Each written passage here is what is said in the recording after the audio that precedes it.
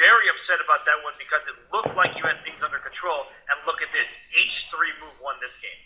The move, I think, that won the previous game is actually Bishop E6 to C8. That was a devilish decision in Nihal's time pressure because it created the right amount of threats. It threat the E4 pawn. It made Nihal panic, and that is what Hikaru Nakamura does best, and that's what he's done ad infinitum in the first two SEC matches. But look at this. We talked about 1A3. This, Robert, is far more outlandish. Objectively, this is not as good because Black can strike at the G4 pawn with H5, but you don't want to do that too early. You may think, oh, let me crack the pawn chain over there at the G5 as you're mentioning. Now your knight has to move again. That's not ideal, and White would control the D5 square with all of his pieces. So not that terrible of a line, even you see the engine say Black is better. I actually really like H6. I know the engine is saying it gives away Black's advantage, but it doesn't allow the complications that Hikaru undoubtedly wants. And this, one could think of as a normal English, right? You get this position with the pawns on G3 and H2, one step removed. There's no question in my mind that the pawn sitting on G4 favors Black. It creates long-term weaknesses on the king side. And with the pawn on C4, it's not really fair to forecast that White's going to castle queenside and try to use these pawns for attacking purposes. White has too many weaknesses already on the queenside. So what I'm curious about in the early going is how Hikaru is going to manage his king safety. Is he actually going to castle the king side and say, I don't care that my pawn's on G4? Or is he going to keep his king in the center and try to play creatively? The fact that Hikaru is spending all this time feels like this isn't some kind of deep preparation. It's not a system that sometimes people are system players. Hikaru plays B3. Even if the engine says Black is doing well in some of those positions, he knows them inside and out. He is more well versed. He goes knight F3 here. He is trying to just develop his pieces. The pawn on E5 can indeed push up to E4, but that also may become a target as the game continues. The knight F6 defend there. The queen can try to come out to E7, but the E4 pawn sticks out like a sore thumb. So I do feel like if you're Nihal, you may refrain from that move just for the time being. And Nihal, from a meta strategy perspective, as E4 is played, has to avoid getting tilted, right? Because when you're down in the match and your opponent continues to play these offbeat openings, you start getting annoyed. Because you start telling him, why can't I punish him for 1H3? I mean, I'll punish anybody except Hikaru for this.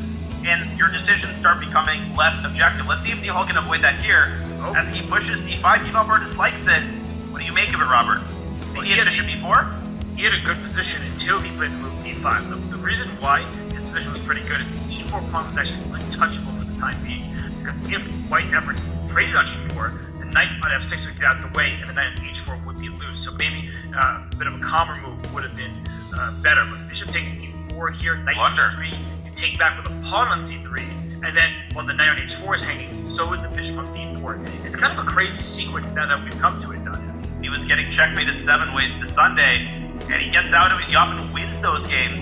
But Hikaru Nakamura is neither of those players, and he just doesn't let you go when he gets anything that even smells like a winning position. I like the move Bishop E6, though. This shows composure. Nihal doesn't tilt, gets his pieces out, and I think you should just castle here. I agree. That's what we keep talking about. The White King will not find true shelter, so that will always give Black compensation, especially in a short time control game. Now, if we look at the clock, it's pretty close on time. Hikaru still has about 3 minutes. Nihal down to 2.5. But where is that king on E1 going? I think that Nihal needs to make some of his decisions a little bit more quickly. I know that's easier said than done when you're playing Hikaru Nakamura. But another tactic to avoid it, I believe there's some possible ways to blunder if you like a B4, B5, but it doesn't quite work in this position, especially with the White King still in one. But you do have to monitor the E7 square because a fork could come precisely when you least expect it.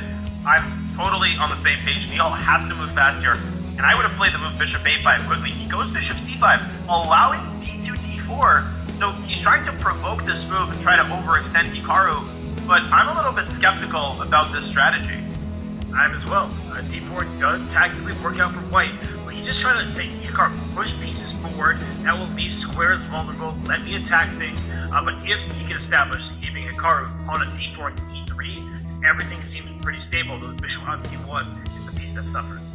Yeah, it's going to be looking into the eyes of the E3 pawn, but that's not a mission-critical piece to develop, and everything else about Hikaru's position is healthier than it was just a couple of moves ago. But d4, not a move to be made lightly. That is a very, very committal pawn advance. And there are alternatives. You could also play b4, which is, I think, what Hikaru was planning in the event of bishop a5. b4, I think Nihal is just going to drop back to b6, and it's the same general strategy. The knight on c3 is a little bit looser. Actually, b4, you could take c3 and take d1 and take f2. So Hikaru does end up opting for d4. The best thing that Nihal has done here is he's posing questions to Hikaru. We see the advantages going up. It's at 1.4 approximately right now, and as the engine gets its depth, it will continue changing. But the point is that individual moves are more complicated for Hikaru. If you look at the clock, Danya, right now Hikaru is actually behind by quite a bit. He had a 30-second lead. Now it's Nihal with a 30-second lead. And from a blitz perspective, bishop c5 actually might end up being a really smart decision. I like the way Nihal is playing this, which led to tactical complications. Hikaru trying to keep things tight and keep things simple as he drops to 30 seconds.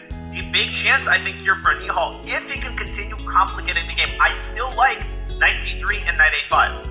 He starts with g6, so knight c3, knight a5 will still be there, and knight g3 seems very logical, but he goes knight h6, that's a huge move from Hikaru, and e4, so his center is in danger, but the knight on h6 is protected. If knight c3, bc3, suddenly the d4 pawn has a friend attached to it. What a decision by Hikaru. And what a friend it is, blunting two of black's minor pieces at once. And look at that knight on h6. It seems to be totally idle, but it's actually blocking the h-file, and that is crucial, because if it didn't, Black could have quickly played queen h4 and rook h8. As it stands, White can even shove the pawn down to g5 and cement the knight on h6. Nihal doesn't find a move, and he continues trying to create threats here, but he's now down on the clock. He's burning so much time in the process. Queen h4, there's almost like a rook e3, rook h3 lift at some point. Oh yeah. That could be bad for the black king. Rook d8. g5, pawn loose, that could be trouble. 8 seconds, rook d8 looks really good, threatening knight e5, knight takes d4. Queen just jumps out, queen f7 is defended, but f6 is not. Queen f6 check, a pretty big threat. And Nihal just desperately trying to complicate the game. This is obviously unsound. I think Hikaru can just take and go rook b1, and I don't see a follow-up here for black. I think he's just down a piece. There is no problem. Bishop f4, giving up the rook on a1. I like that decision as well. Get those minor pieces off the board. The white king is safe and sound right now. A queen trade. No black can do. Oh! Goodbye. Wow, Goodbye. Hikaru could have traded queens and won that game.